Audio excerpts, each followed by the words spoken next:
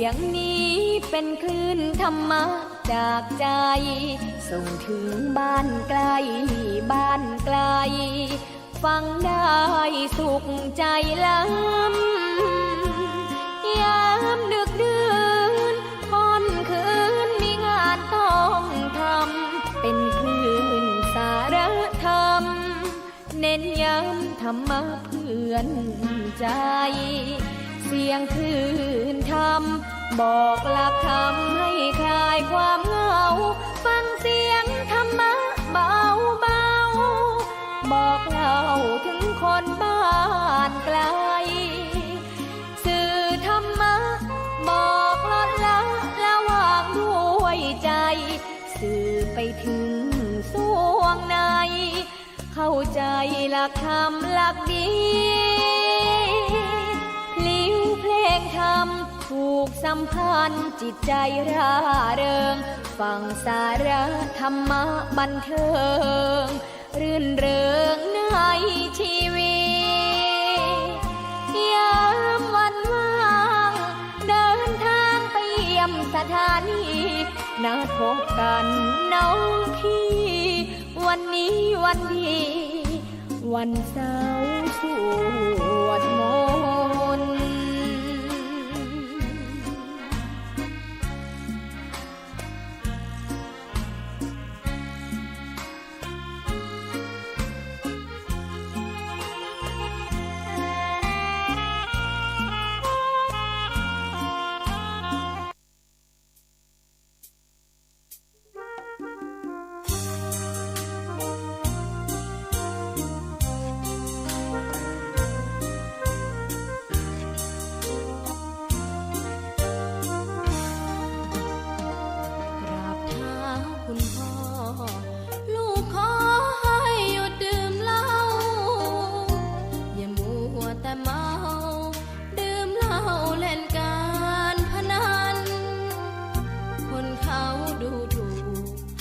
ว่าพ่อ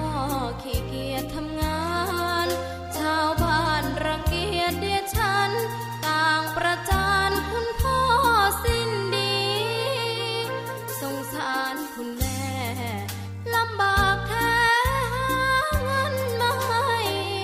ได้มาเท่าใดพ่อใช้จนหมดไม่มีขัดสนจนยากลำบากคนแค้นเต็มทีอนาคตของลูกริบหรี่ความหวังที่มีมืดมนพ่อดื่มสุราเหมือนกินน้ำตาของแม่พ่อจะฐานะเราแย่หากไม่แก้ความจนแม่เตือนพ่อด่าตบตีแม่จนชอกช้ำระกำมองมนซ้ำถูกคนเขานินทากราบเท้าคุณพ่อลูกขอให้หยุดดื่มเหล้าหากมัวแต่เมาคนเขาย้ำหมิ่นเรื่อยมากลับตัวเสียใหม่กลับใจมาพัฒนาพ่อจะมีคุณค่าเลิกดื่มสุราเลิกการพนัน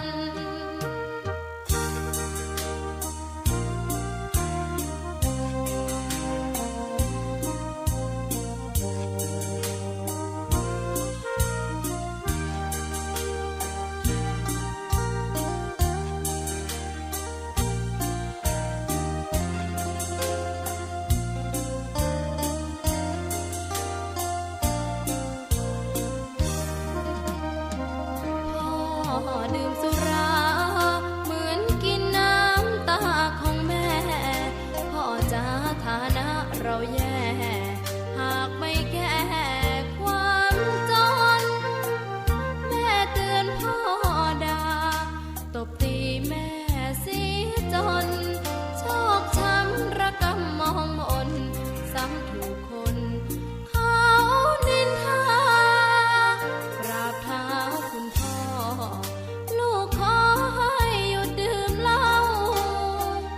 หากมัว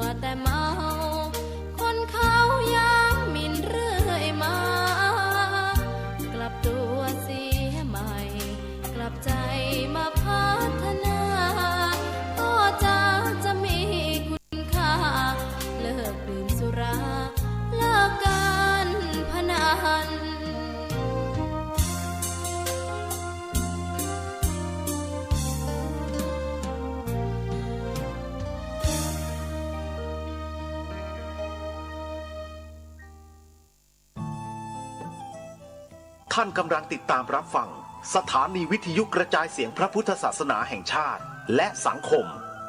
คลื่นเพื่อการศึกษาพระพุทธศาสนาและวัฒนธรรมระบบ FM 104.5 เมกะเฮิรตซ์รายการต่อไป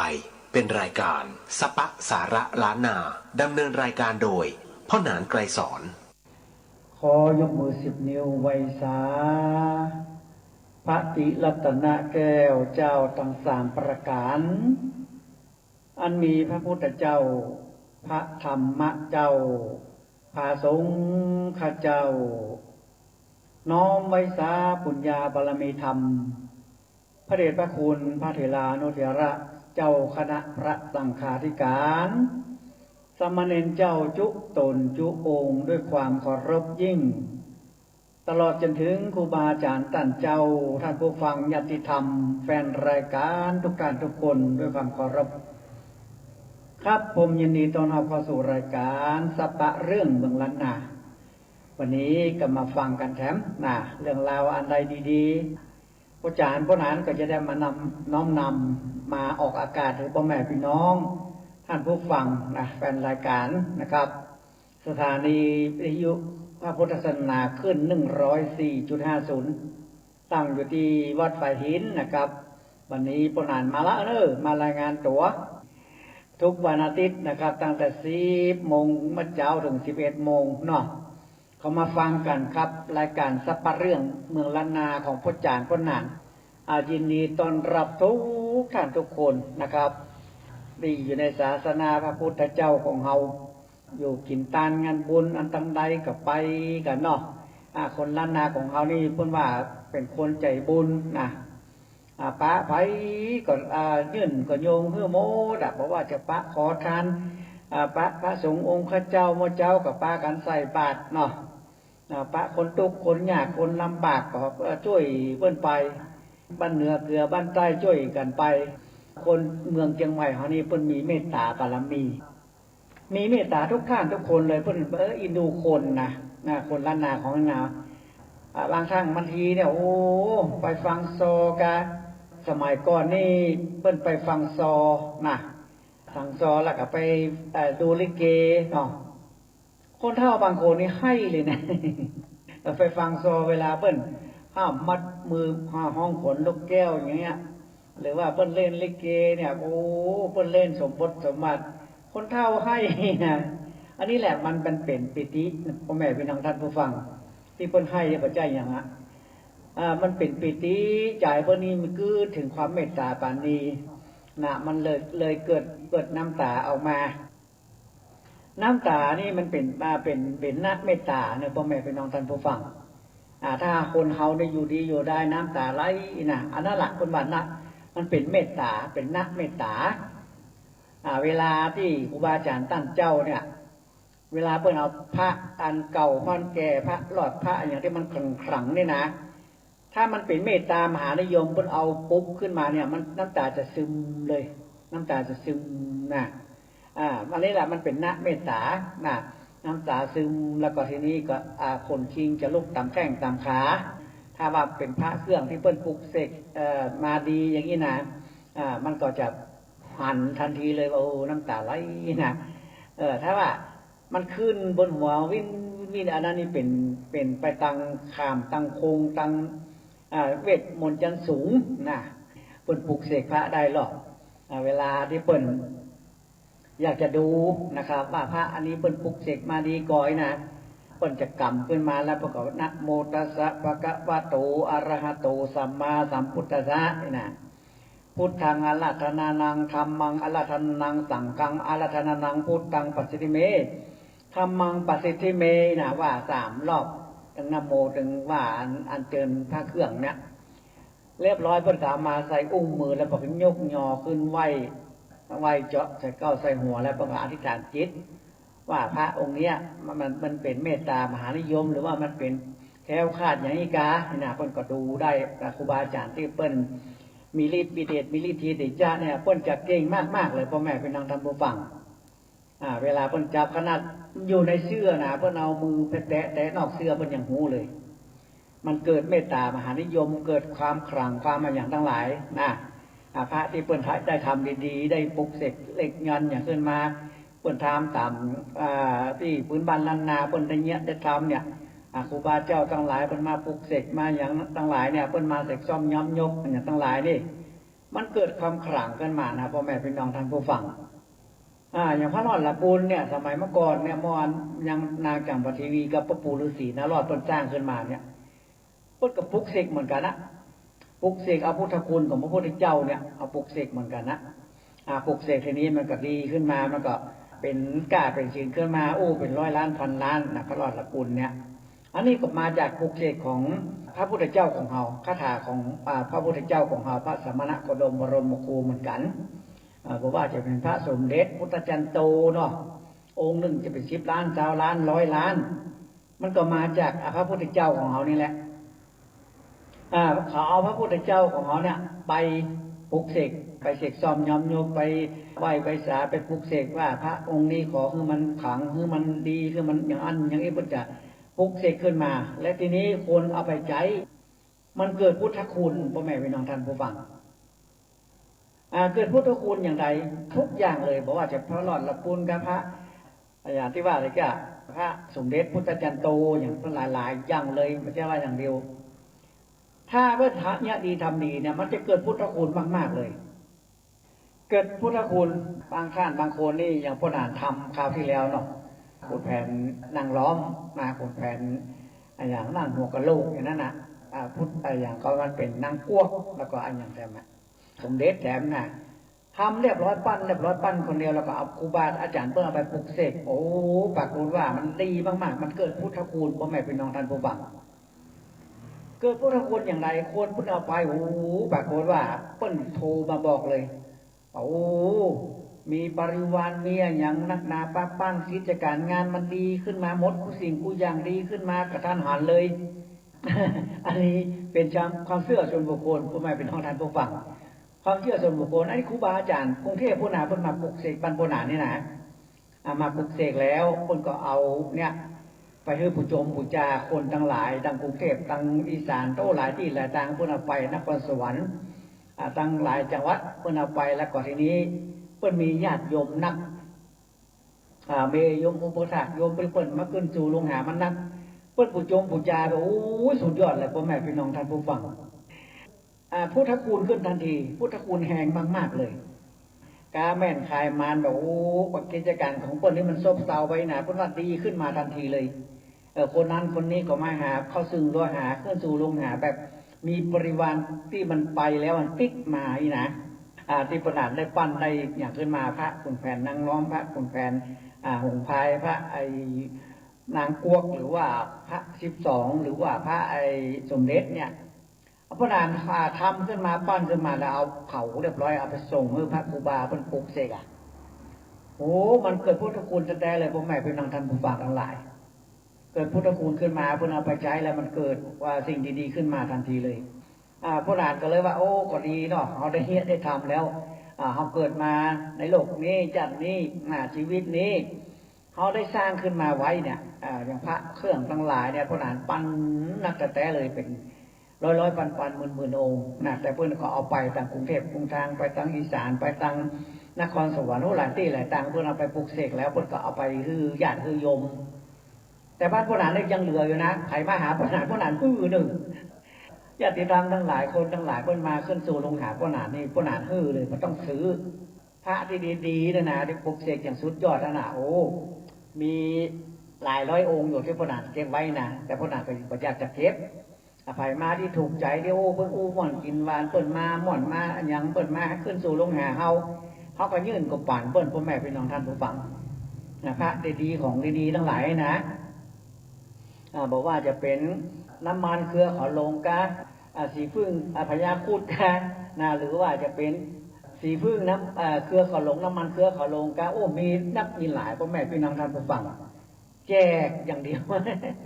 แล้วเปิ้นมาหาปัญหานี่นะเอาเปิ้นไปอินโดเปิ้นว่าเศรษฐกิจบัดดีว่ะค้าขายยังก็บัดดีว่ะมาล่ำมาโรยก็สตางค์วันๆนึงนี่ต้องจ่ายเนาะเดี๋ยวก็ค่ารถเดี๋ยวก็ค่าน้ำมันเดี๋ยวก็ค่า Wi-Fi เดี๋ยวก็ค่าไฟฟ้าเดี๋ยวก็ค่าน้ำประปาเดี๋ยวก็ค่า เทอมลูกน้อยเนอะตั้งหลายโอ้พ่อแม่พี่น้องท่านผู้ฟังเขาบอกว่าเดี๋ยวพ่อหนานจะเอาเนื้อของดีเอาไปกาแม่นไข่หมานนี่นะพวกนี้มันมีความสุขพ่อแม่พี่น้องท่านผู้ฟังเพราะพ่อหนานที่เปิ้นปกเสกไว้นี่เปิ้นเอาไว้ที่พ่อหนานนี่หลายร้อยองค์อยู่หลายร้อยชุดไม่ใช่หลายร้อยองค์หลายร้อยชุด1 ชุดมันจะมี3 องค์ 2 องค์อย่างนี้เป็นชุดหนึ่งมันจะแพ็คไว้นานถ้าไผ่มาญาติธรรมหรือว่าคนขึ้นสู่ลงหาพ่อหนานนี่พ่อหนานเลยเลยถ้าว่าถ้าอันที่ตามใจใส่ขันหูเพราะว่าของเป็นครูเนาะใส่ไปเถอะเอาจะไปอ้างว่าถ้าอันที่ก็บดีพ่อแม่พี่น้องท่านผู้ฟังมันเป็นการกาไปอย่างบูชาครูถ้าอันที่เนี่ยก็ไปละองค์ได้ก็ได้อีนะอันนี้แหละของมีครูเขาขอได้ยื่นนิยมเอาไปเปิ้นถึงว่าเปิ้นจะเอาไปกาไปขายเนาะเขาก็ปุ๊กสิกอธิษฐานจิตเปิ้นแล้วก็เปิ้นก็เอาไปไปไหว้กับตนกับตัวไปกาแม่นขายมันอย่างของเปิ้นนั่นแหละค่ะอันนี้แหละครับสิ่งดีๆพ่อแม่พี่น้องท่านผู้ฟังทั้งหลายที่พ่อหนานได้ยิบยื่นกับคนทั้งหลายเป็นบรรณนาของเขาเนี่ยเพิ่นมากันนักกันหลายเขาก็ยินดีนะครับที่เพิ่นมาโอ้บางท่านบางคนไปดู YouTube คนตั้งหลับคุณตั้งมันที่เนี่ยเพิ่นดูใน YouTube ว่าไปหานักใช่ไหมหรอพอดีพ่อหนานทิ้งเบอร์โทรไว้ตลอดถ้าพ่อหนานจัดลง YouTube กับในอินเทอร์เน็ต Facebook นี่นะท้ายรายการพ่อหนานแล้วพ่อหนานจะบอกเบอร์โทรไว้เขาก็โทรมาทันทีพ่อแม่พี่น้องท่านผู้ฟังเพียงขอนแก่นเพียวชัยภูมิที่ไหนพ่อจากกรุงเทพกรุงทางเขาไปดูใน YouTube โทรถามมาเบอร์โทรโดยตรงเนาะพ่อหนานก็ฮับเพิ่นด้นด้านมานะบางท่านบางคนด้นด้านมาบอกมาถามอย่างละถ้ามันใกล้ผมก็ถามว่าอยู่ตรงไหนเนาะตอนนี้แหละดีพ่อแม่พี่น้องท่านผู้ฟังทั้งหลายสิ่งดีๆมันก็คือดีนะเขาได้ทำอย่างไว้ในศาสนาพระพุทธเจ้าอย่างเขาปั้นพระเครื่องพระอย่างเนี้ยปั้นปีกมันยังอยู่นะเขาตายเกิดไป10 เตือนมันก็ยังอยู่พระเครื่องที่เขาปั้นเนี่ยปั้นแล้วคือครูบาอาจารย์ท่านเจ้าเปิ้นเอาปลุกเสกแล้วเปิ้นก็ไปแจกคือกับอาญาติธรรมคนทั้งหลายที่เปิ้นขึ้นสู่ลงหาเปิ้นมีศรัทธาความเชื่อว่าสิ่งนี้ดีนะครูบาเปิ้นก็แจกไปนะครูบาที่กรุงเทพแจกไปเปิ้นฮือไปเขาก็เหมือนกันครับฮือเหมือนกันนะไม่อยากจะขายเพราะแม่เป็นนางดันทุกฝังไผมาที่ตกได้ยากนี่นะเขาฮือนี่ม่อนใจลูกม่อนใจนะฮะได้ฮืออย่างเปิ้นก็เปิ้นขึ้นสู่ลงหาเขาเปิ้นมาบอกมากล่าวว่าปนานประบายแล้วเนอเสียงเงินเสียงทองที่บัดได้หาบัดได้ลูกหลานก็นักหนาป้านนี่ก็นักว่าบางท่านบางคนไปกู้เงิน100 ก็มีมาบ่นมาอย่างปนานฟังเนาะอันนี้แหละครับพ่อแม่พี่น้องท่านผู้ฟังเขากับพลิกร้ายให้ไก่ดีเบิ่งกันเอาพุทธคุณของพระพุทธเจ้าเนี่ยเอาเสกเอาเป่าของเพิ่นโดยมากนี่เพิ่นจะเอาเมตตาเนอะเมตตามหานิยมเมตตามหานิยมนี่อย่างกาแม่นขายหมานน่ะทำนู่นทำนี่มันดีขึ้นนะถ้าคนว่าวันนี้อยากอธิบายให้ฟังเด้อถ้าคนมาเรื่องความทุกข์ความยากความกาแม่นขายประมาณนี้เมตตามหานิยมอย่างเดียวอย่างเดียวเมตตาอย่างเดียวคือเปิ้นนะเมตตาอย่างเดียวคือเปิ้นถ้าว่าเอาไปมั่วนี่บ่ได้เนอะเปิ้นกาแบ่งขายมันเปิ้นว่าเพราะนั้นมันขายของบ่ได้อันนี้เขาจะไปเอาบทที่มันเป็นแคล้วคลาดไปใส่ของเปิ้นโดยบ่ได้เพราะอย่างได้บ่ได้บทแคล้วคลาดเนี่ยมันแคล้วคลาดไปอย่างจะได้ขายได้บ่ได้ขายสักกรรมเนี่ยถ้าเป็นเมตตามหานิยมกับเมตตามหานิยมไปเลยแคล้วคลาดจะมาปนกันเอามาเสกมาเป่าของเปิ้นนี่บ่ได้ยังเกิดตรงกันข้ามเกิดว่าพ่อหนานเงินคำกับแก้วเพลเลอะนะถึงวันนี้อยู่บ่สบายนะเราไม่ต้องเอาเมตตามหานิยมละเอาเป็ดแคล้วคลาดเนี่ยเอาพุทธคุณของพระพุทธเจ้าเนี่ยอิติปิโสสวากาโตสุปฏิปันโนหรือว่าอิติปิโสถอยหลังลงปิ้นอย่างทั้งหลายนี่พุทธคุณลงปิ้นสังฆคุณลงปิ้นมหาสังเกตหลวงธรณีสารเอกอย่างมนต์ทรงปล่อยแก้เนี่ยอย่างเนี่ยปารมี9 ชั้นครูบาเจ้าศรีวิจัยกาเนี่ยอันนี้มันเป็นแคล้วคลาดว่าไงเป็นน้องท่านฟังแคล้วคลาดนี่บ่ฮือที่เจ็บได้ไม่ได้ใครได้หนาไปหันไปนี่บ่ฮือมันเป็นผู้ประเทศอย่างตั้งรถตั้งลังอย่างลูกหลานต่างเต้าไปต่างประเทศการไปขึ้นเครื่องบินกันอย่างเอาแคล้วคลาดเปิดไปเปิดมาเพื่อเอาปนกันนะแคล้วคลาดเขาไปตามอารยมนะเอาปนกันมาได้ เรื่องใดเรื่องนั้นนี่หูฟังเด้อถ้าบาสบายเนี่ยอย่าเอาเขี้ยวขาดผีสางบาลังลงผีใส่ก้นใจลมพัดลมเพตู้ร่องของไล่อย่างต่างๆนี่เปิ้นเอาเขี้ยวขาดเขาใส่ในตัวเฮาเป่าน้ำขมิ้นซุปไฟกาอย่างนั้นมันตรงกันข้ามเลยถ้าว่าเมตตามหานิยมห้ามเอามาเขี้ยวขาดมาปนกันเมตตามหานิยมกับกล้าแม่งขายมันอย่างเดียวนะนี่มากล้าขึ้นนะทำการทำงานเจ้านายฮักเจ้านายหุงกันเนี่ยเมตตามหานิยมไม่นะเมตตามหานิยมนี่มันเป็นเจ้านายฮักเจ้านายหุงทั้งหลายนี่คนกลับมาเสกมาเป่านะมาเสกมาเป่าว่าคาถาอันใดที่มันเป็นเมตตามหานิยมนี่อย่างพระเจ้า8 พระองค์เนี่ยตันเมสะทีโกเนี่ยมังสุเลโสอาปะนาปะสุสุปิอาทะจิติปุวิชิเวกุโกกะโคนามาอย่างนี้มันเป็นพระพุทธเจ้า8 พระองค์ตั้งในอดีตชาติทั้งปัจจุบันชาตินะโกกะโคนามามีหังเนี่ยโคก็คือโคตมะนะอันนี้แหละโลกงอศาสนาพระพุทธเจ้าของเรานี่มันเป็นอย่างนี้นะพ่อแม่พี่น้องท่านผู้ฟังถ้าเอาไว้ถึงคุณพระพุทธเจ้า8 พระองค์เนี่ยเอาว่าตัวย่อหรอตันเมสะทีโกมังสุเลโสอาปะนาปะสุโสปิอาทะจิตปุวิชิเวกุโกกะโคนามามิหังนางเขาว่าเนี่ยเขาก็นึกถึงว่ามันเป็นอากาถาแก้วสารพัดนึกหรอกเอานึกสิ่งใดมันก็สมปรารถนาพระพุทธเจ้า8 พระองค์นี่นะมันสำคัญมากๆเลยศาสนาพระพุทธเจ้าของเรานี่บางครั้งบางคนสำคัญอย่างไรโอ้สำคัญกะเดี๋ยวปนานฟังยกตัวอย่างเล็กๆน้อยๆมาฟังเนาะศาสนาพระพุทธเจ้าของเราเนี่ยสมมติว่าไผเกิดลูกมาปุ๊บเลยนะ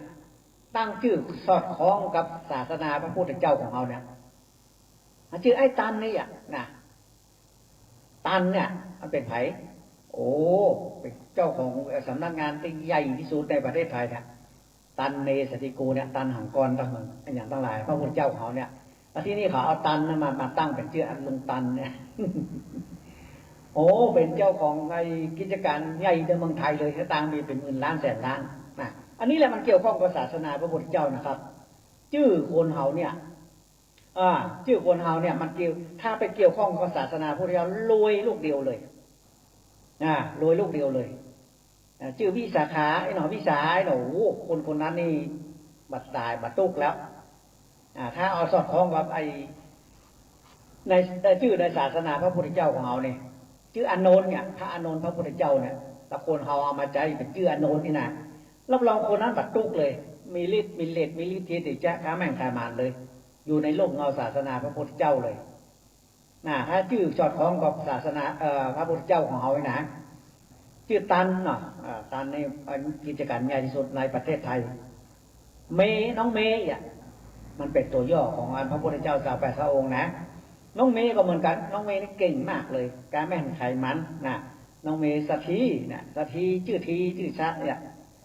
รับรองว่ารวยแน่ๆเลยสัทธีโกมังสุเลชื่อสุเลกะนะโสนะชื่อโสทลายนะมันมีคนหนึ่งขนาดรู้จักนะชื่อมันป้ายโสหรอคนนั้นบัดตุกเลยพ่อแม่พี่น้องท่านฟังเปิ้นเนี่ยการเทศบาลมีสิอย่างเนี่ยโอ้เพิ่นกับขายเปิ้นกับอยู่กับเทศบาลเนาะชื่ออย่างว่าชื่อป้ายโสยโสธราเป็นป่านี่มันเกี่ยวข้องกับศาสนาพระพุทธเจ้าของเรามันดีมากๆเลยชื่ออย่างกระจ้างที่ตั้งแล้วมันเกี่ยวข้องกับศาสนาพระพุทธเจ้าของเรารวยเลยตันเมสะทีโกมังสุเลโสอาปานาปาสุสุชื่อสุกาเนี่ยสุนารีเนี่ยรวยเลยปีอาทาสิติปุวิชีเวกุโกกะโคนามามิหังนี่นะชื่ออย่างชื่อโ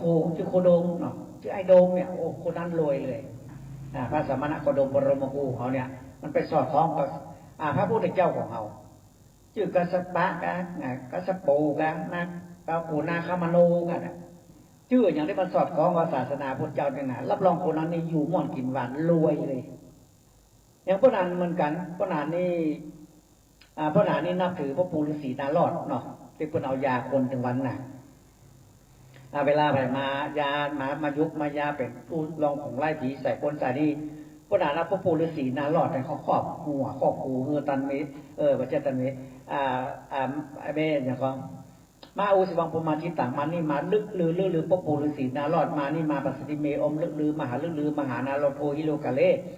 ฮิเลปัญญังโดเนวาตูสูกาเอียงหำโกลึกลืออาลหังโยแล้วหรือยังปปูฤาษีนารอดขออัญเชิญเสด็จมาอยู่ตัวเอหิมามังเกิดลือพระกวาอุทังอาโดจะประกาศคงหะเนี่ยเอานี่แหละบทนี้แล้วขนาดนี้ชื่ออย่างไกรสอนคันธาคือดอกไม้นะไกรสอนก็คือเกสรดอกไม้โอ้หอมไปทั่วโลก ชื่อนี่นะแล้วมันอย่างไรมันเกี่ยวข้องอะไรอย่างกับพวกภูฤาษีไกรสอนนาคามันมาคล้ายๆกันไกรสอนคันธานี่กับพวกภูกับไกรสอนนาคาไกรสอนนาคานี่เป็นสัตว์หิมพานต์พ่อแม่เป็นน้องท่านฟังสัตว์หิมพานต์สมัยพระพุทธเจ้ายังอยู่สัตว์หิมพานต์ตัวนี้เป็นสัตว์สองเพศที่เป็นชื่อพวกหนานถึงวันนี้นะไกรสอนนาคาเนี่ยเป็นสัตว์สองเพศตั้งหัวเป็นพญานาคกึ่งตั้งหลังตั้งตัวหลังนี่เป็นในสิงโตสิงโตพญานาคอยู่ในตัวเดียวกันนักพนองไกรสอนนาคาไกรสอนก็คือถ้าเป็นทางพุทธเจ้านั้นกลุ่มบอกว่าสิงโตเนาะสิงโตคือเจ้าป่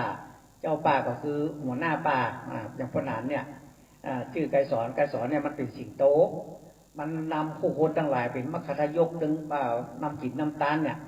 เป็นหัวหน้านำเปิ่นนะมายุกมายาโคนละอย่างนาคาก็คือพญานาคไกรสอนนาคาเนี่ยถ้าค่ายหูนะเสิร์ชไปที่อินเทอร์เน็ตเฟซบุ๊กเสิร์ชเข้าไปที่ Google นะเขียนว่าพิมพ์ว่าไกรสอนนาคาท่านจะหาสัตว์สองเพศสมัยหิมพานต์สมัยโบราณคนจะออกมาว่างามพ่อแม่พี่น้องท่านฟังตั้งหัวเป็นพญานาคน้ำเขียวน่ะตั้งหลังเป็นตั้งหลังนี่เป็นพญาสิงโตนะไกรสอนนาคาเนี่ยนะเข้าไปถูกเป็นสัตว์หิมพานต์พวกนั้นแล้วเอาเลยมาเป็นชื่อพวกนั้นไกรสอนนาคาในชื่อในเฟซบุ๊กเนาะมันมาที่ไปที่มาเป็นอย่างนี้นะแล้วเขาก็ทำเนี่ยไปทำไปนะมันก็ดีพ่อแม่พี่น้องท่านฟังเพราะว่าชื่อเขานี่มันเป็นชื่อไกรสอนนี่นะมันเป็นพวกปู่ฤาษี108เนี่ยพวกปู่ฤาษี108องค์นะฤาษีนารอดฤาษีนารายณ์ตามหมดฤาษีตาไฟฤาษีตะไลโกฏฤาษีต่างๆกักิละฤาษีกุตะต่างๆแห่งเขาสมครอำเภอทับบุ้งอย่างว่าฤาษีเนี่ยนะฤาษีนรทะชะพุทธิฤาษีวาสุเดช108องค์เนี่ยมันจะมีหันตนหนึ่งชื่อว่าไกรสอนนาคาพวกปู่ฤาษีไกรสอนน่ะเหมือนก็ชื่อเหมือนพระนานเลยนี่แหละมันสอดคล้องกับพ่อแม่พี่น้องท่านผู้ฟังชื่อถึงวันนี้นะเข้าไปในบัตรประชาชนพวกหนานี่นะไกรสอนนาคานะครับอันนี้แหละครับเฮายุคเฮายาคนทั้งหลายเนี่ยมันถ้าเอาชื่อเอามีอยู่ในประวัติศาสนาพระพุทธเจ้าเนี่ยโอ้ดีแต่แท้เลยบางท่านบางคนลูกเกิดมาชื่อกันหาจารีโอ้สุดยอดเลย ชื่อกันหาจารีเป็นลูกหลานลูกพระเวสสันดรลูกหลานพระเวสสันดรเนาะพระเวสสันดรลูกเวลาเพิ่นไปบวชแล้วผู้พามไปขอน่ะกันหาจารีชื่อกันหาจารีเพิ่นบ่ได้ห้ามบ่ใช่ลิขสิทธิ์นะชื่อหมู่นี้นะชื่อในศาสนาพระพุทธเจ้านี่เพิ่นบ่ลิขสิทธิ์ชื่อกันหาคือจารีบ่ใช่โอ้ลิขสิทธิ์ชื่อนี้เน้อบ่ใช่เพิ่นบ่ลิขสิทธิ์พระจะใส่อย่างนั้นก็ได้ชื่ออานนท์เนี่ยพระอานนท์เนี่ยได้มันเป็นอย่างนั้นพ่อแม่พี่น้องท่านผู้ฟังชื่ออย่างจ้างก็มันที่มันสอดคล้องกับศาสนาพระพุทธเจ้าเนี่ยมันเฮงๆรวยๆเลยนะอยู่ม่อนกินหวานอยู่ดีมีสุขอยู่ร่ำอยู่รวยอยู่สุขสบายบ่ได้เจ็บได้ไม่ได้ใครได้หนาวอันนี้ชื่อลำสำคัญสมัยบางท่านบางคนเลยไปเปลี่ยนชื่อหรอกชื่อมันบ่าสอดคล้องมันหีบมาก้ามาขึ้น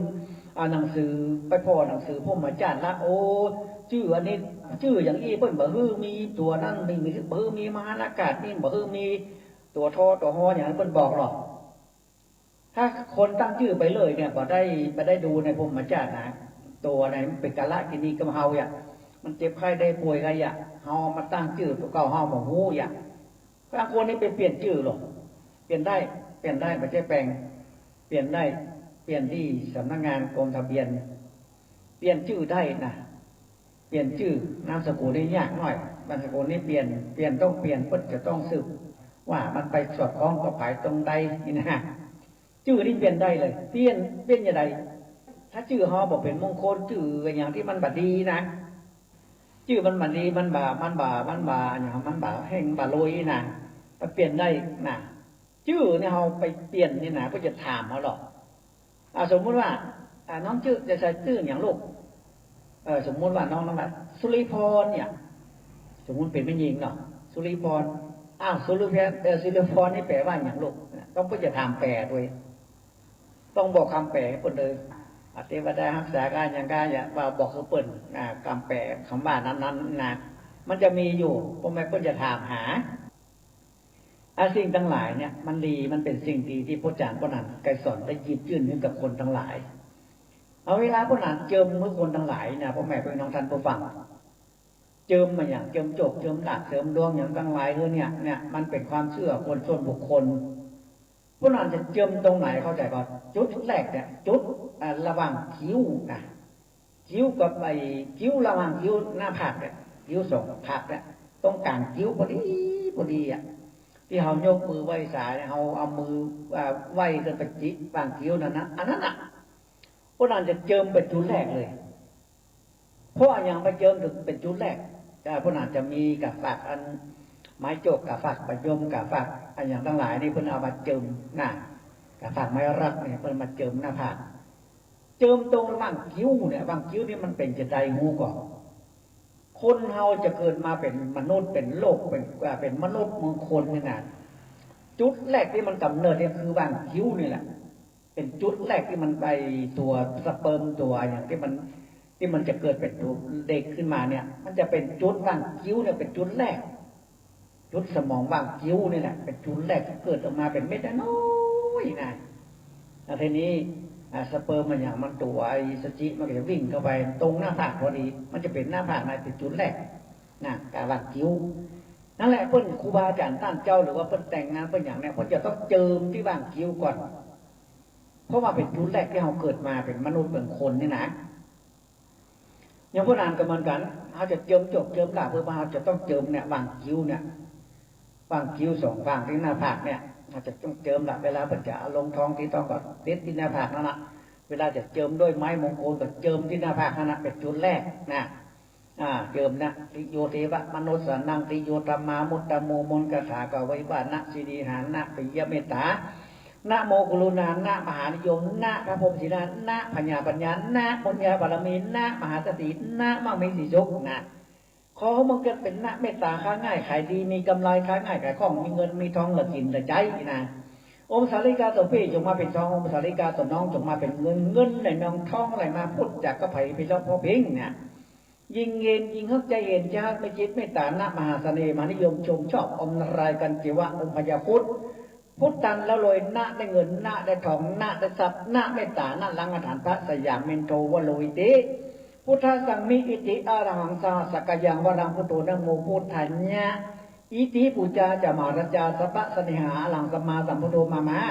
ยาตายำดีวันชัยมรสีสัปรีละโพนะโมพุทธัญญะโอ้ยาวลงอันนี้ว่าเป็นน้ำจิ้มมาได้ก็จะเขียนตัวหน้าเนี่ยหน้าไว้ติดหน้าผากเลยเป็นหน้าทองติดตรงที่เราเริ่มเกิดใหม่ที่เป็นตัวสเปิร์มจะเข้าจะเป็นคนนะมันตรงหน้าผากนั่นเป็นจุดแรกที่คนเขาจะมาเกิดนะครูบาอาจารย์ตั้งเจ้าเพิ่นเลยลงหน้าทองติดหน้าผากนะเพิ่นจะเขียนตัวหน้าติดหน้าผากตัวเตียงตรงที่เราเกิดนะหรือว่าเอาทองคำปีทองคำบริสุทธิ์เขาติดติดที่หน้าผากที่เราเกิดมาเป็นครั้งแรกแล้วนะบางท่านบางคนครูบาอาจารย์ตั้งเจ้าบางคนเพิ่นเอาหน้าตลกใส่ด้วยหรอหน้าตลกเฮฮออย่างนั้นนะหน้าตลกนี่มันจะเขียนโค้งลงมาแล้วมันจะมนขึ้นไปแล้วจะมนทางบนสองอันแล้วก็มนมาทั้งโลกเราไปอุณาลงอันนี้หน้าตลกเอาไปดูในเน็ตได้หน้าตลกเป็นยังไงนะพิมพ์ก็ไปดูหน้าตลกมันจะเหมือนหน้าธรรมดานี่คล้ายๆเลขห้าคล้ายๆเลขห้าแต่มันไม่ใช่เลขห้าเพราะจะเป็นตัวหน้าได้เงินได้ทองได้ทรัพย์เมตตาด้านลังอาถรรพ์พระแต่ยังไม่ต้องเป็นหน้าหมดละเพื่อจะเจิมด้วยหน้าพ่อแม่พี่น้องท่านผู้ฟังทั้งหลายอันนี้แหละครับอะไรที่เราเกิดมาเนี่ย เฮาก็ต้องเนี่ยต้องทำครูบาอาจารย์ท่านเจ้าก็จะเจิมที่หน้าผากเลยคนจะแต่งงานพวกก็เจิมเอาแป้งเจิมที่หน้าผากเลยหลายท่านหลายคนก็จะทำพิธีมงคลอย่างทั้งหลายเนี่ยพวกก็เจิมที่หน้าผากสมัยก่อนโบราณเนี่ย เดี๋ยวก่อนเนอะสมัยก่อนเมื่อ40 ปี50 ปีที่แล้วนะเวลาเพิ่นมีลูกน้อยนะลูกน้อยนอนน้อยเพิ่นเกิดใหม่เนี่ยเวลาเพิ่นจะเอาลูกน้อยไปแอบบ้านใต้บ้านเหนือเนี่ยเพิ่นจะเอามินหม้อนึ่งน่ะเอามาปิดที่หน้าผากที่อันตกที่เพิ่นเกิดมานั่นน่ะที่หน้าผากหลังคิ้วน่ะเหมือนเพิ่นลงหน้าน่ะเพิ่นเอามินหม้อแกงก็ได้หม้อนึ่งก็ได้โดยเฉพาะเพิ่นจะเอาหม้อนึ่งมินหม้อนึ่งนี่พอเพิ่นดังไฟหลัวนี่มันหม้อนึ่งมันดำหรอกเพิ่นจะเอามือจิกนะมินถูมินแล้วมาติดหน้าผากที่นี่อย่างการผีการสางผีสางพลังตรงผีตักผีตอนอ่อนนี่มันผีมันตักหรอกเดี๋ยวมันก็ไปมาแล้วมันจะให้เมื่อค่ำเมื่อคืนนี่กะเพื่อนเอาผีผู้ดำเนี่ยดำผีหัวหม้อเข้าต่อไฟน่ะเอามินหม้อปิดหน้าผากเลยเพื่อนเอาติดหน้าผากแล้วเพื่อนก็อุ้มลูกเพื่อนไปมันไตมันเหนือไปอย่างหาพ่อหาแม่หาอุ้ยหาลุงอย่างไรนะอันนี้แหละมันเป็นพญาภูมิปัญญาของคนเมื่อก่อนเป็นพญาของคนเมื่อก่อนนะเวลา ผีเมื่อเข้าต่อไฟเนี่ยมันมีพวกแม่พี่น้องท่านผู้ฟังเวลาเปิ้นกินข้าวอย่างแรกหมดเปิ้นเอาข้าวคือหมาคือแมวอย่างงนละเปิ้นจะรับจะนอนนี่นะคนเฒ่าเมื่อก่อนนี่เปิ้นดังไฟก้อนเศร้า3 ก้อนดอกเวลามาลงเป็นเสาทางโลกดอกสมัยก่อนนี้มีก้นเศร้า3 ก้อนก้อนเพิ่นจะรับเนี่ยเพิ่นเอาเข้ามา3 ก้อนนี่หมกปากหัวมือนี่เพิ่นเอามาใส่ยองก้นเศร้าเพิ่นบอกว่าผีปูดำเนี่ยดำผีหม้อเข้าเตาไฟว่ะเนื้อผีปูดำเนี่ยดำผีหม้อเข้าเตาไฟจากเมื่อคืนนี้ก็ขอรับก็คือได้เจ็บได้ไม่ได้ใครได้หนาวดูแลบอกไว้ลูกหลานการเต้างัวควายไก่เป็ดไก่หมูหมาอย่างเลยนะแล้วก็พ่อแม่เป็นน้องท่านผู้ฟังเพิ่นจะทำอย่างนั้นเป็นประจำเลยเพิ่นทำเป็นประจำเลยถ้าว่าจะนอนแล้วเพิ่นก็เอาเข้ามาใส่เลยเอาเข้ามาใส่ก้นเศร้าโบราณโบราณนี่เพิ่นจะเอาใส่ก้นเศร้า3 อันเอาใส่ที่ปากหม้อนึ่งอันหนึ่งหม้อแกงอันหนึ่งเอาเข้าเป็นกำน้อยๆนะแล้วเพิ่นก็ห้ามไปว่าขอดูแลบอกไว้เน้อเพิ่นมีงัวมีควายก็บอกว่างัวควายทั้งหลายก็คือพอเน้อเป็ดไก่หมูหมานักปลาไก่ในเล้าจะไปเห็นมาใกล้อย่างนั้นเพิ่นก็อธิษฐานจิตทุกวันเลยอันนี้นะครับเป็นพญาภูมิปัญญาคนเมื่อก่อนสมัยโบราณนี่เพิ่นเนี่ยเพิ่นทำกันเข้าผู้ดำเนี่ยดำนี่เข้าผีหม้อข้าวตัดไฟอันนี้เพิ่นทำกันอันนี้แหละเป็นสิ่งดีพ่อแม่พี่น้องท่านผู้ฟังทั้งหลายคนสมัยก่อนนี่เพิ่นทำกันแต่นะบางงานเจ็บไข้ได้ป่วยแถมเพิ่นยังไงผีหม้อข้าวตัดไฟผีผู้ดำเนี่ยดำนี่ คนสมัยเมื่อก่อนประเดี๋ยวหมูจับเนาะเวลาเพิ่นเจ็บไข้ได้ป่วยเนี่ยเพิ่นเอาเข้าเหมือนกันเข้านึ่งนี่เพิ่นเอามาแกว่งเข้าเอาแกว่งเข้าว่าสมมติว่าเพิ่นเป็นบาสบายเนาะมีคนนอนบาสบายป่วยหลายเป็นเดือนเลยนะเป็นเดือนแล้วบ่หายอย่างใดก็มาหายอย่างใดก็มาหายสมัยก่อนนี่คงยุคยานี่มันแบบเปิ้นบ่ค่อยไปกันเนาะมันอยู่ธุระกันดารเพิ่นก็มีป้าหมอบ้านป้าหมอพื้นเมืองนี่นะเพิ่นมาแกว่งเข้าพ่อแม่พี่น้องท่านผู้ฟังเพิ่นเอาเข้านึ่งนี่เอาฝ้ายมาสักประมาณสักศอกปลายเอาข้าวนึ่งสักกำหนึ่งน้อยๆนะหมกแก่นมะนาวเนี่ยเพิ่นเอามาปั่นกับปลายฝ้ายแล้วก็กำห้อยก้อนร่อนนะแล้วทีนี้เพิ่นจะเอาอย่างวะข้าวตอกดอกไม้ใส่ถ้วยผัดแลใส่ถ้วยจานนะผัดแลให้รู้จักถ้วยผัดแลบ้างถ้วยผัดแลคนเมื่อก่อนเพิ่นว่ามันเป็นถ้วยจานนะจานข้าวจานโคตรข้าวเนี่ยถ้วยผัดแลจานคนเขาเนี่ยก็จะเอาจานเนี่ยก็จะเอาใส่ข้าวตอกดอกไม้มาข้าวตอกดอกไม้เอาดอกเขาใส่เอาทูบเทียนเขาใส่แล้วเพื่อจะเอาเข้าเนี่ยมันยื่นมันเอาเข้าที่เพื่อนเอาปันภาคใต้นี่นะเพื่อจะเอามันโยงก่อนโยงสาธุคุณครูบาอาจารย์ตั้งเจ้าคุณผีป่าผีดอยผีบ้านผีเงินวันนี้พ่อจารย์จะขอแกว่งเข้าไอ้ตัวเนี้ยมันเมื่อยมันยังไปไข้โบหายนอนนี่เนี่ยจะขอถามเข้าเป็นเจ้านี่เนอร์นะ ทีนี้เพิ่นยังไงเพิ่นก็เอายงแล้วเพิ่นก็เอาอธิษฐานเอาวางเอาถ้วยวางลงแล้วเพิ่นก็เข้านั้นมาเอามาห้อยไว้ที่ใกล้ๆปากถ้วยน่ะข้าวที่เอามัดเอาทรายน่ะห้อยก็ล่อนนั่นน่ะแต่นิ่งๆนะนิ่งๆนะแล้วแต่ทีนี้พ่อหมอว่าอย่าถามละประเดี๋ยวนี้ไอ้เนี่ยไอ้คำเนี่ยที่มันเมื่อยเนี่ยมันเป็นอะไรยังมันถูกผีถูกสางแม่งก็ถ้าว่ามันแม่นขอมันแกว่งเข้าในแกว่งกำเนิดเข้าเป็นเจ้าอีนั่นเข้าแกว่งเสียแกว่งวนเพิ่งแบบแกว่งเข้าวนถามหรอเข้าเป็นเจ้ามันแกว่งเลยแม่นมันถูกผีนะนี่ว่าอย่าถามมันเป็นตั้งไหนตั้งใดตั้งทิศใดนะมันก็จะแกว่งไปทางทิศใต้กับทิศเหนือกับที่ไอ้ตัวนั้นมันไปผีตักผีตอผีอย่างมันเนี่ยค่ะผีแย่เขาเนาะมันแกว่งไปทางใต้เนาะวนไปแกว่งมาแกว่งไปทางใต้แล้วก็เพิ่นก็ถามต่อแถมเพิ่นจะโยงเข้าแล้วเพิ่นจะถามต่อเอาจะกินอะไรยังกินจิ้นลาบแกงอ้อมกะเนี่ยมันนิ่มพิ้งมันแบบเข้านั่งแบบพัดเลยจะกินจิ้นใกล้ครับผัดพวกผัดวนอ่ะ อันนี้มีเตะๆนะพ่อแม่เป็นเท่านั้นผู้ฟังแกงข้าวนี่นะถ้าจะกินจิ้นไก่ยำหน่อยนะจะกินจิ้นไก่ยำกับเหล้าหน่อยนะบนเนาะ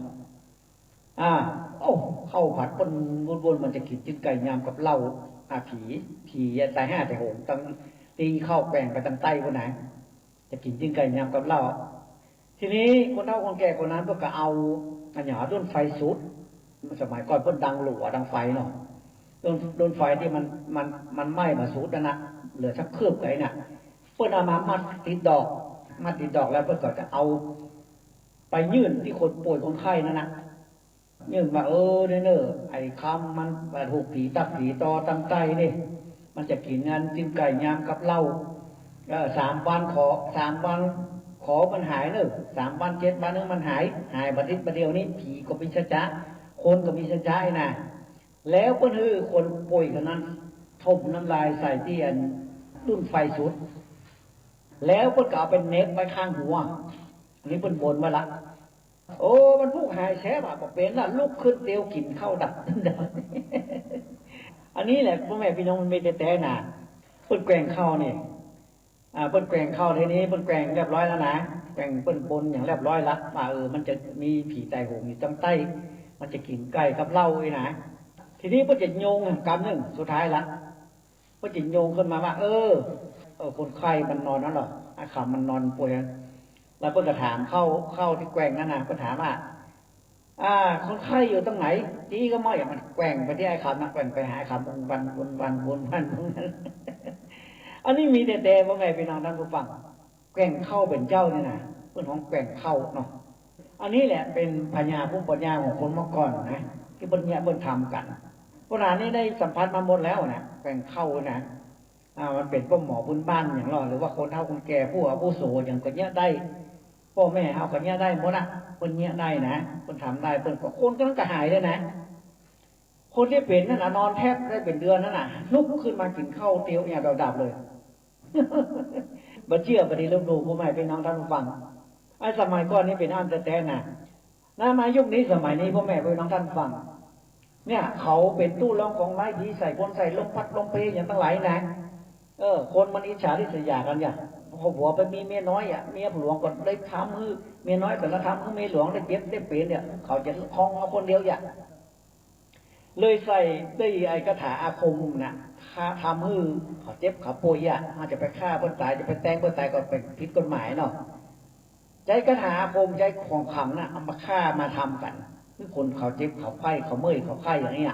มันมีนะพ่อแม่พี่น้องท่านฟังสิ่งเหล่านี้มันมีแต่เลยมีมากๆเลยบางท่านบางคนไปจ้างผีหรอกไปจ้างผีมันมีอันนี้มีในตำนานนะพอจ้างผีประจาบุญเขาจะเอาจิ้นดิบปลาดิบเอาเลือดแดงๆเนี่ยไปจ้างผีประจาว่านี่สูบคนเนี้ยอีตัวนี้เด้อมันบัดเนี่ยไอ้ตัวนี้เด้อมันบัดดีมันไปเล่นลูกเล่นเมียเปิ้นนี่นะชื่อนี้เด้ออย่างนามสกุลนี้เด้อไปจ้างผีประจาบุญไปเนี่ยมันกำมันไปคือมันหลับก็มองมันเนี่ยคือลูกคือเมียเปิ้นเล่นจู้สู่เมียเปิ้นนี่นะ เพิ่นเอาจิ้นดิบป่าดิบหรอกเลือดดิบเนี่ยเพิ่นเอาไปจ้างผีประจาผีนั่นตายกลางประจาเพิ่นค่ายตายกลางต่างวัด4แต่5แต่6ยังไปจ้างเพิ่นน่ะอันนี้แหละมันมีแต่ๆเลยพ่อแม่พี่น้องท่านผู้ฟังแล้วก็มันมีอย่างเงี้ยเขาก็มาหาพระนานน่ะปราณโอ้บ่สบายนะโอ้เป็นอย่างหมูเนี่ยเป็นหมูจักเชื่อไปองค์ยาเพิ่นก็ว่ามียังเฮาขอพระนานฮดน้ำเขาไม่ยกไปก็ไม่น่ะเอาพระนานก็เอาเนี่ยธรณีสันธรณีสันของคอยบารมีเก้าจันทร์ครูบาเจ้าศรีวิจัยมนต์สมปแก้เนี่ยเอาไปเสกไปเป่าใส่น้ำขมิ้นสักปล่อยใส่เก้าใส่หัวเขานะมันก็หายพ่อแม่พี่น้องท่านฟังหายเพราะว่ามันเป็นพุทธคุณของพระพุทธเจ้าอ่ะหายได้เลยมหาสังเกตหลวงธรณีสารเนี่ยมันแคล้วคลาดศัตรูแคล้วคลาดสีสั่งบาลังโดงเป็นเจ็บไข้เป็นเมื่อยเป็นไข้บูหายเป็นจำเจาะด้อยผีใส่คนใจตุ้นลงของไร้นั่นแหละลมพัดลมเพหรือว่าผีตัดผีต้อยนะคนในนี้ล่ะพ่อแม่พี่น้องท่านฟังมันเลยเป็นมาสบายขึ้นอย่างขึ้นหาคนนานนะกะหรือว่าคือหาตุ๊ลุงตุ๊อุ้ยตุ๊ปู่ตุ๊ลุงที่วัดในวาที่เปิ้นเป็นทนเท่าทนแก่อย่างครูบาเจ้าทั้งหลายที่เปิ้นเป็นอย่างวัดทัดคำนี่ก็ได้นี่อ่านพระครูวัดทัดคำเก่ง เป็นเจ้าตำรับตำรานี่เป็นครูบาอาจารย์พ่อหนานเลยท่านพระครูอโดนศิลกิจนี่เจ้าคณะตะพลหายานี่โอ้ตาเจ้าตำรับตำราพ่อแม่พี่น้องท่านฟังหลายครูบาหลายท่านหลายคนก็มีกระท่องกระถามีของดีอยู่อย่างครูบาจันตะก็มีกระถามนต์สมปแก้เนาะแก้เนื้อปล่อยเนื้อน่ะอันอย่างตั้งหลายนั่นน่ะที่มันกระถามนต์สมปแก้ที่พ่อหนานเคยว่าน่ะใครก็ได้มาบ้านพ่อหนานเนอะพ่อหนานยินดีแก้คือฟรีๆพ่อแม่พี่น้องท่านฟังองค์สิทธิการครูบาอาจารย์ครูได้กล่าวไว้ให้แก่ครูว่าองค์พ่อปู่สมปล่อยไม่ยากสมปล่อยแต่ก่อนมาหลังสู่โยบนที่สูงแหล่งล่าหยกขอบฟ้าจักรวาลบัดนี้สู่มาตั้งอยู่บนดินเกิดเป็นต้นพระพุ่มเกิดเป็นคุ้มพระพายตายมันน้องเมืองหนาหลักมันต้องดินดำหลักมันต้องดินแก่นตุ๊กยิงใจเนื้อแต่หามึงเอามาซาเก้าดำหัวได้ต่างดาวแล่นเก่าแก้ตั้นแก้เนื้อไปเนื้อได้ถูกดินดำเก็บกล้องตองตีหมังน้ำแก้เนื้อไปเนื้อได้ถูกนกจับงานแก้เนื้อไปเนื้อได้ถูกงานผีโป่งแก้เนื้อไปเนื้อได้ถูกปีกลางต้งลมนาแก้เนื้อไปเนื้อได้ถูกกังกามัดเจ็บแก้เนื้อไปเนื้อได้ถูกเงือบน้ำยังวางแก้เนื้อไปเนื้อตั้งจังแปลงฝังใส่หุ่นแก้เนื้อไปเนื้อได้ทุ่งจังไรก็เนื้อไปเนื้อได้ถูกไปจังใหญ่แก้เนื้อไปเนื้อได้กินข้าวหายหัวแก้เนื้อไปเนื้อเนี่ยได้ถูกต้องยังได้ถูกโทษเจ้าพญาแก้เนื้อไปเนื้อได้ถูกยังกายเปิ้นมาแปดแก้เนื้อไปเนื้อได้ถูกยาแฝดเปิ้นมาตาแก้เนื้อไปเนื้อได้ถูกว้อนกันหน้ายากันกายแก้เนื้อไปเนื้อได้ถูกผีตาม้อยตาเหลือง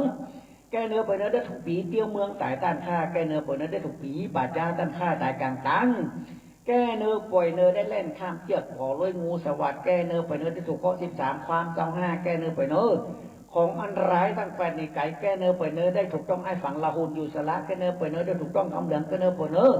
อมนามะพุทธะอมนามะธรรมะอมน้ำสังฆสยานจังรู้สองหายเปี้ยนเนี่ยนี่คือกระถางมนต์สมปแก้ผมไม่เป็นน้องตาฟังครูบาอาจารย์ตาเนี่ยเก่งเนื้อวัดปู่เต้าเลยนะพระนานไปอ่านประวัติของคนใจบนที่เหมือนกันนะมนต์สมปแก้เนี่ยเป้าไปเช็คคือเขาดีแท้ๆเลยดีมากๆเลยผมไม่เป็นน้องท่านฟังพระนานบาลขางเนี่ยภายข้าได้เลยสืบประสานอย่างก็มาเอาหลายท่านหลายคนมาสืบมาสาน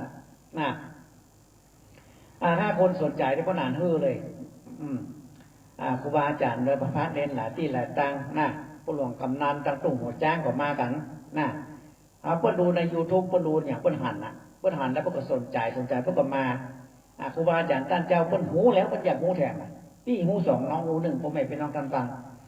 เพิ่นหูแล้วหูจักหนักในตัวเพิ่นน่ะเพิ่นอยากหูแถมละของเฮานี่มีบทอย่างพ้องนี่นะยันเตียนมีอย่างพ้องเนี่ยอย่างเตียนยันเตียนหัวกุดเนี่ยยันหัวกุดนี่นะอันนี้เห็นบรรลุคำเจริญยันหัวกุดพ่อแม่พี่น้องท่านฟังถ้าเอาไปเงี้ยไผน่ะมันบ่ดีนะไปเงี้ยเพิ่นน่ะคนนั้นนี่จะเป็นเมื่อยเป็นไข้จะเป็นในถ้วยเป็นความทันทีเนอะเพิ่นห้องเตียนหัวกุดเวลาเอาไปตามมาจื้อขอใส่นะโอ้เขาจะเมื่อยจะไข้เป็นบาสบายเนอะเปิ้นบัดได้เงี้ยที่ทำแต่มันมีนะเปิ้นบ่คือเงี้ยคือทำคือเมตตามหานิยมอย่างเดียวเรื่องอย่างอันเรื่องค่าเรื่องแกงเรื่องไปทำคนนี้คนนั้นเป็นนั่นเป็นนี่มาดี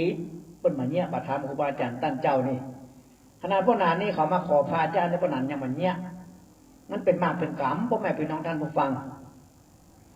ว่าลูกเคยคนนั้นมันดีนะลูกอย่าไปคนนี้มันดีขอให้มันไปกับหมอเปิ้นบอกเนี่ยทำแต่มันมีวิธีแยบยลกว่านั้นเยอะไม่ใช่ว่าจะเอาไปผ่าต้านไปกับต่ำตัดเวนเปิ้นไปขาจ้างที่เขาละเขาทิ้งกับเปิ้นเหมือนเนี้ยบอกก่อนเปิ้นเหมือนเนี้ยมาทำแต่มันมีวิธีที่แยบยลกว่านั้นบอกวันนี้บอกไปใครรู้เรื่องราวว่าอย่างไรขอดีเขาไปมันป้นกรรมป้นเวรไงน่ะมันมีวิธีอยู่แต่พระนามบอกต้องมาโทรมาเลยที่082นะครับไม่ได้บอกว่าโทรเดี๋ยวคนด่าผม082นะครับ88856เดี๋ยวถ้าใกล้จบรายการจะบอกเรื่อง1อันนี้เบอร์พระอาจารย์พระนามไปสอนหลายท่านหลายคนไม่อุ้ยไม่ป้าคนบอกว่าโอ้พระนามว่าเว้ยต้องไปไอ้แม่จดบัตรตานี่นะบัดเดียวมันง่ายพ่อแม่พี่น้องท่านฟังมันง่ายอย่างไรง่ายเพราะว่าข้าอาจารย์ที่สถานีวิทยุดิเปิ้ลออกทาง YouTube นะไปดูใน YouTube เลยเอาไปดูเบอร์ฟังเบอร์โทรปนหานปนไหวได้นะดูเป็น100 รอบก็ยังได้เลยไปดูใน YouTube เลยไปจดเบอร์ที่ใน YouTube เลยปนหานบอกใน YouTube เลยนะเพราะว่าอาจารย์เวลาออกอากาศวันอาทิตย์เนี่ย10 โมงถึง11 โมง11 โมงปุ๊บเข้าไปดู YouTube เลยเข้าไปดู YouTube แล้วว่าปนหานบอกเบอร์โทรอย่างนี้นะจะได้ฟังง่ายๆฟังเรื่องราวของพ่อหนานนี่ฟังทาง YouTube ได้นะเวลาออกอากาศแล้วประมาณ10 นาทีนี่ก่อนไปดูได้ละนะครับเดี๋ยวได้ใช้รายการจะบอกหันรอบเนอพระโอ้ยแม่ปลาทั้งหลายก็ขอบคุณยินดีพ่อแม่พี่น้องนะครับต่างบันทิละปูนเนาะเปิดกับปลากันมาเป็นลำดดเนาะหลายที่หลายต่างคนแม่คนโปรดทั้งหลายหลายที่หลายต่างก็มากันนัดกันหลายก็ขอบคุณยินดีเนอที่ว่าพ่อแม่พี่น้องยังให้ความเชื่อในสิ่งเหล่านี้นะในศาสนาพระพุทธเจ้าของเรานี่เปิดก่อนเนี้ยครูบาอาจารย์ท่านเจ้าพวกเนี้ยก็ทำไปเนาะคนน้ำก็เม่นชมปล่อยกันปล่อยเคาะปล่อยน้ำจนหน้าจนหลังกันอย่างทั้งหลายนี่พวกนี้เป็นทำกันอยู่นะครับอันนี้เป็นสิ่งดีในล้านนาของที่ว่าเขาค่อยมีไผ่ทำนี่พวกน้อยพวกนานมามีบักค่อยมีตั้งใดแต่พวกอาจารย์พวกนานกระสอนนี่เปิดเป็นทางการพวกแม่พี่น้องท่านฟังอยู่ที่การเกษตรเทศบาลนะครับข้างปัจจาหายาหน้ามูลนิธิอปพรหน้าบ้านพวกนานนี่โต๊ดว่าติดธงชาติอูผีดมะคนเท่ามันอู้ชอบอู้ผิดสุมาโดยติดธงชาติผมไม่เป็นทางการฟังธงชาติอยู่หน้าบ้านติดธงชาติไทยอยู่หน้าบ้านผืนใหญ่เลยหน้ามูลนิธิอปพรข้างปัจจาหายาหน้าการเกษตรเทศบาลนะครับที่บนขายต้นดอกต้นไม้ขายดอกม้าโลกแมวนี่มาบ้านปนานี่บ้านล็อกที่15เนอะเลขที่15พอเด้อหลังได้เลขที่15นั่นบ้านปนานติดแอร์อย่างดีเลยต้อนรับท่านทุกคนที่มาหาปนานเนาะมามาจัดมาแหวงมาอู้มาจากกันนะติดแอร์เย็นเจี๊ยบเลยมีน้ำร้อนน้ำเย็นก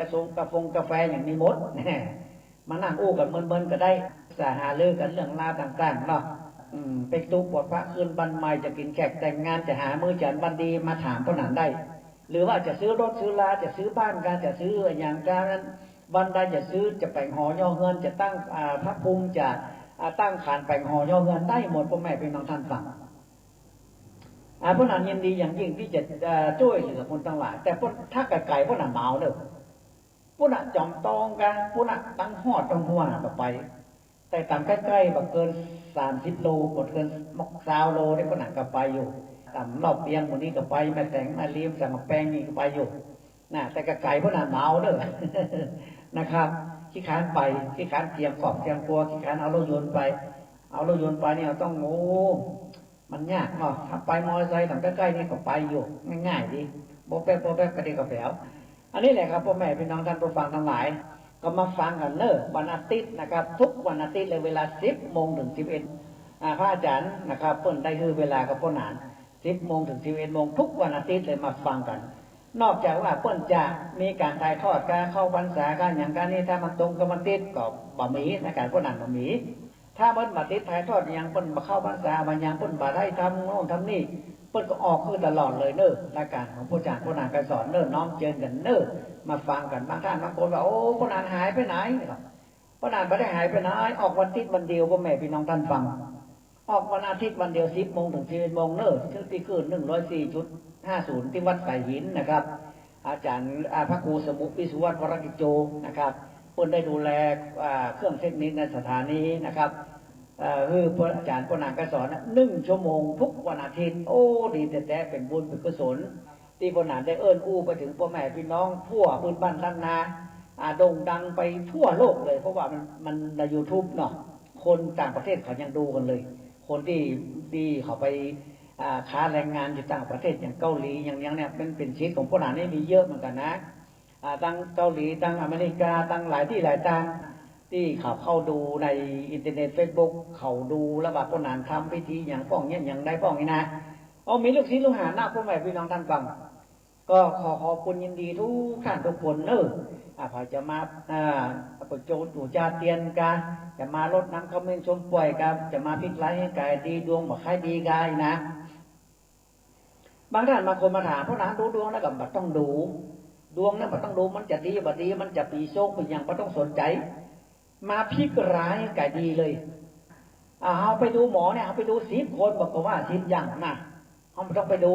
10เขาไปดู10 หมอมันก็ว่า10 อย่างมันโตยข่าวประทานดอกสู้เฮามาพลิกไล่ให้กายดีทำเนี่ยให้มันดีไปเลยชีวิตเราจะเป็นได้กับแจ้งขอเฮาอย่าทำให้มันดีเลยพลิกไล่ให้กายดีเสริมดวงเสริมดวงเพราะหนานมีของดีหลายอย่างเสริมดวงโคดังก็เป็นชมปล่อยมาปุจงปุจจานี่ตัวเตียนเนี่ยอย่างทั้งหลายนี่นะครับอันนี้เป็นความเชื่อส่วนบุคคลพ่อแม่พี่น้องท่านบางท่านบางคนไปเชื่อว่าเป็นอย่างถ้าท่านมีความเชื่อว่าสิ่งนี้ดีปู่แม่ป้าพ่อลุงครูปู่ผู้ทวดเฮาเพิ่นเนี้ยเพิ่นทำกันเพิ่นเสกน้ำมนต์เพิ่นเสกส้มปล่อยเพิ่นมีกระทงกระถาเพิ่นโน่นนี่น่ะถ้าท่านมีความเชื่อก็น้อมเจิญมาบ้านพ่อด่านเลยโทรมาเดี๋ยวพ่อด่านจะบอกเพิ่มกำเหลือเวลา6 นาทีเนี่ยจะถึงคืนเวลาตามสถานีเพิ่นไปนะครับทุกวันอาทิตย์มาฟังพ่อด่านนะครับก็ขอบคุณยินดีทุกท่านทุกคนนะครับที่มาบ้านพ่ออาจารย์พ่อด่านไปสอนวันนี้ไผที่จะมาหามือจันบันดีเป็นตุปอดบ้านเกินบ้านใหม่หรือว่าสร้างสรรค์พระภูมิกาจะซื้อรถซื้อลากาจะซื้อบ้านก็จะแปลงหอย่อเงินน้อมเจริญโทรมานะครับจะได้คืนเวลาตั้งสถานีเปิ้นไปนะครับวันอาทิตย์หน้ามาปะกันใหม่วันนี้ขอยกมือซิมนี้ไว้สาล่ำลาไปก่อนติดหน้าปะกันใหม่จะตาโรธมาวันอันติอายุวันโนสุขังปะลังที่จบไปแล้วนั้นเป็นรายการสปะสาระล้านนาดำเนินรายการโดยพ่อหนานไกรสอน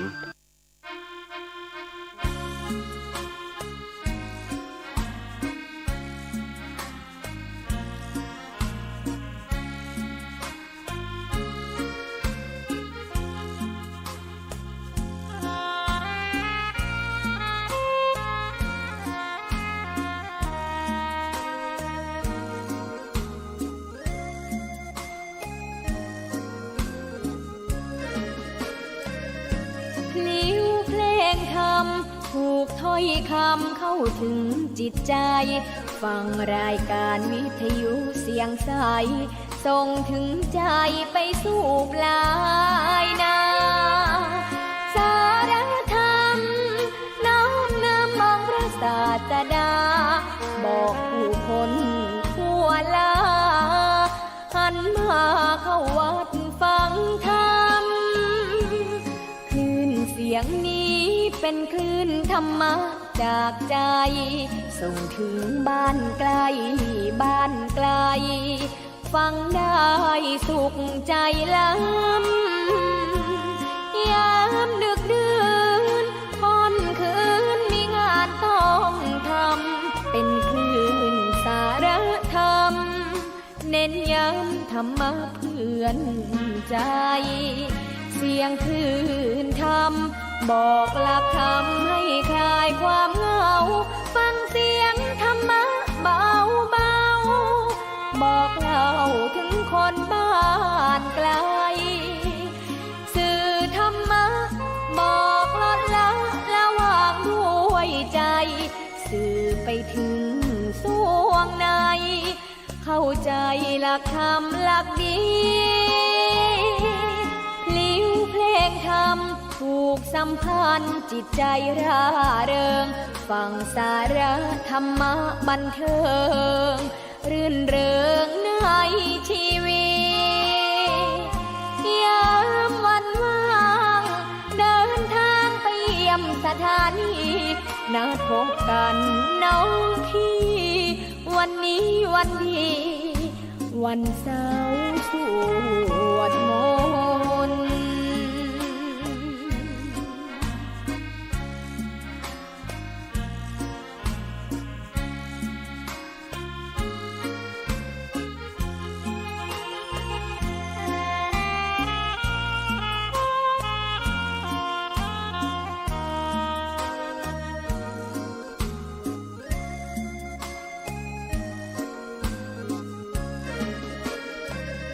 เสียงคลื่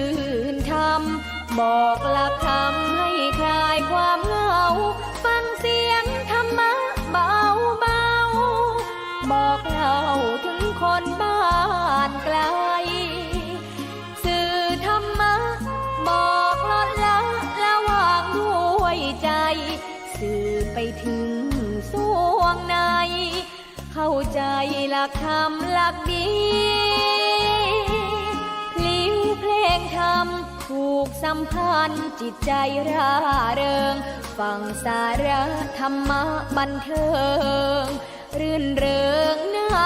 ชีวิตยามวันว่างเดินทางไปเยี่ยมสัตว์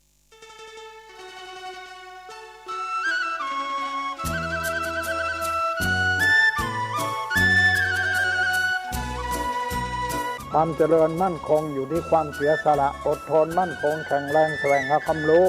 ต่อสู้กับศักดิ์กำจัดสิ่งเสพติดเสริม